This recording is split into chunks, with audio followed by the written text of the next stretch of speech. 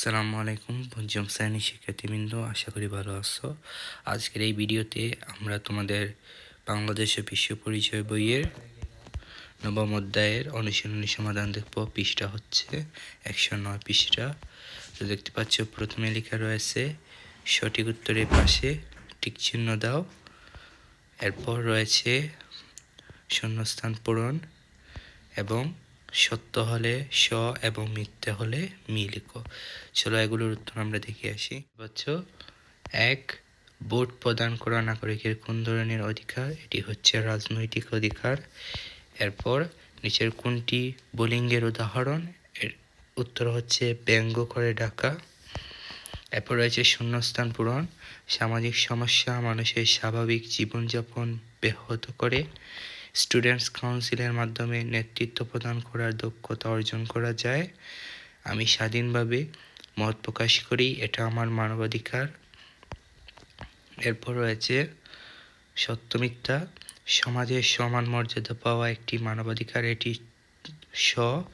18 বছর বয়সে রাষ্ট্রের সকল নাগরিক ভোটদানের যোগ্যতা অর্জন করে, এটি এরপর সামাজিক সমস্যা সমাজের অগ্রগতিকে ত্বরান্বিত করে, এটি মি। শিক্ষার্থীরা এরপর আমরা দেখতে পাচ্ছি গ নম্বরে রয়েছে সংক্ষিপ্ত প্রশ্ন এবং উ নম্বরে রয়েছে বর্ণনামূলক প্রশ্ন। চলো এগুলোর উত্তর আমরা দেখে আসছি।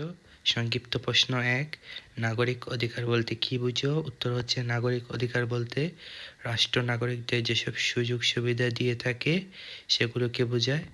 এরপর 2, মাদকাসক্তির 3টি ক্ষতিকর প্রভাব লিখো। এর উত্তর হচ্ছে মাদকাসক্তির 3টি ক্ষতিকর প্রভাব হলো: মাদকাসক্তির কারণে ব্যক্তি কর্মক্ষমতা হারায়, মাদকাসক্ত ব্যক্তির চিন্তা শক্তি লোপ পায়, মাদকাসক্ত ব্যক্তি স্বাভাবিক জীবনযাপন করতে পারে না। এরপর 3 নম্বর প্রশ্ন, শিশুর উপর মোবাইল আসক্তির 3টি ক্ষতিকর প্রভাব লিখো। এর উত্তর হচ্ছে শিশুর উপর মোবাইল আসক্তির 3টি ক্ষতিকর প্রভাব হলো: পড়ালেখায় অমনোযোগী হওয়া, মেজাজ খিটখিটে হওয়া, খাবারে অনীহা দেখা দেওয়া। এরপর রয়েছে বর্ণনামূলক প্রশ্ন 1, বাল্যবিবাহ প্রতিরোধের উপায়গুলো বর্ণনা করো। এর উত্তর হচ্ছে বাল্যবিবাহ একটি মারাত্মক সামাজিক সমস্যা। এই সমস্যা প্রতিরোধের উপায়গুলো হলো: 1, বিয়েতে জন্ম নিবন্ধন বা জাতীয় পরিচয়পত্র দেখে বিয়ে নিবন্ধন বাধ্যতামূলক করা।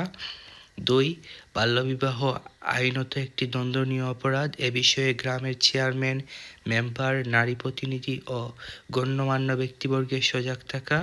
3, শিক্ষার প্রাথমিক পর্যায় থেকে বাল্যবিবাহের কুফল সম্পর্কে সচেতনতামূলক শিক্ষা প্রদান করা।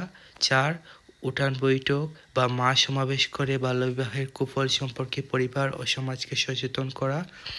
5, বাল্যবিবাহের কুফল সম্পর্কিত বিভিন্ন পোস্টার, ব্যানার, লিফলেট ও রেডিও টেলিভিশনের মাধ্যমে সাধারণ জনগণকে সচেতন করা। 6, এরপর ও কোথাও বাল্যবিবাহ সংঘটিত হতে দেখলে 1098 নম্বরে ফোন করে জানানো। তারপর 2 নম্বরে রয়েছে মানবাধিকার রক্ষায় আমাদের করণীয়গুলো বর্ণনা করো। এর উত্তর হচ্ছে মানবাধিকার রক্ষায় আমাদের করণীয়গুলো হলো: 1, মানবাধিকারগুলো সম্পর্কে জানবো এবং অপরকে জানাবো। 2, বাড়িতে, বিদ্যালয়ে এবং প্রতিবেশীদের মধ্যে কেউ যদি মানবাধিকার বিরোধী কোনো কাজ করে তবে তাকে এ বিষয়ে সচেতন করব। 3, মানবাধিকার রক্ষায় প্রণীত বিভিন্ন আইন ও নীতিমালা মেনে চলব এবং অপরকে এ বিষয়ে উৎসাহিত করব। 4, মানবাধিকার পাওয়ার বিষয়ে নারী পুরুষ ভেদাভেদ করব না। 5, অন্যকে কষ্ট না দিয়ে নিজের মত প্রকাশ করতে দেব। 6, বিভিন্ন মানবাধিকার সংস্থার কার্যক্রমকে জোরদার করার বিষয়ে সাধ্য অনুযায়ী সহযোগিতা করব। তো শিক্ষার্থীরা, আজ এই পর্যন্ত। বাংলাদেশ ও বিশ্ব পরিচয় বইয়ের আর কোন কোন অধ্যায়ে সমাধান পেতে চাও এই ভিডিওর কমেন্ট বক্সে জানিয়ে দাও।